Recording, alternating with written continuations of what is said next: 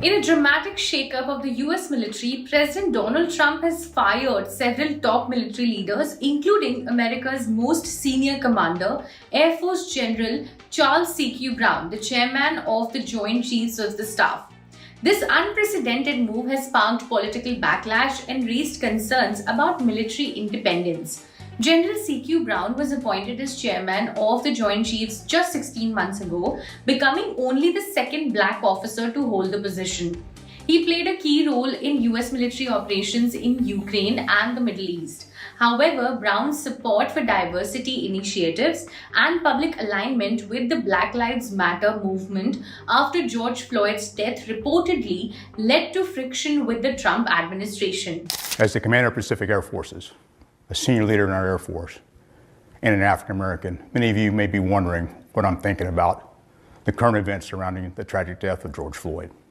I'm thinking about how full I am with emotion, not just for George Floyd, but the many African Americans that have suffered the same fate as George Floyd. I'm thinking about a history of racial issues and my own experiences that didn't always sing of liberty and equality. I'm thinking about my Air Force career, where I was often the only African American in my squadron, or as a senior officer, the only African American in the room. I'm thinking about the pressure I felt to perform error-free, especially for supervisors I perceived had expected less from me as an African American. I'm thinking about having to represent by working twice as hard to prove their expectations and perceptions of African Americans were invalid. I'm thinking about the airmen who don't have a life similar to mine and don't have to navigate through two worlds. I'm thinking about how these airmen view racism, whether they don't see it as a problem since it doesn't happen to them, or whether they're empathetic. I'm thinking about our two sons. Now we had to prepare them to live in two worlds. Finally, I'm thinking about my historic nomination to be the first African American to serve as the Air Force Chief of Staff. I'm thinking about the African Americans that went before me to make this opportunity possible. I'm thinking about the immense expectations that come with this historic nomination, particularly through the lens of current events plaguing our nation. I'm thinking about how I may have fallen short in my career and will likely continue falling short living up to all those expectations. I'm thinking about how my nomination provides some hope, but also comes with a heavy burden.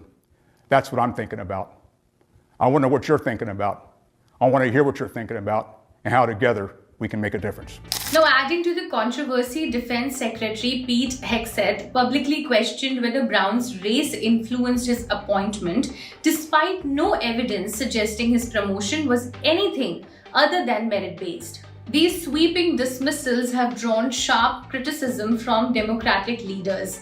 Representative Seth Moulton, a former Marine and Democrat from Massachusetts, called the move, and I quote, un-American, unpatriotic, and dangerous for our troops and national security.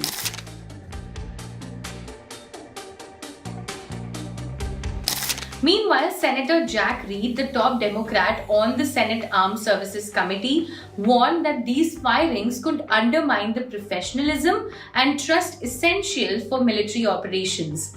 During his election campaign, Trump repeatedly pledged to fire woke generals and senior officials whom he blamed for policy failures, including the Afghanistan withdrawal. Despite the abrupt dismissal, Trump issued a formal statement thanking General Brown for his 40 years of service, calling him, and I quote, a fine gentleman and an outstanding leader. I wish a great future for him and his family. For more updates, keep watching the Indian Express.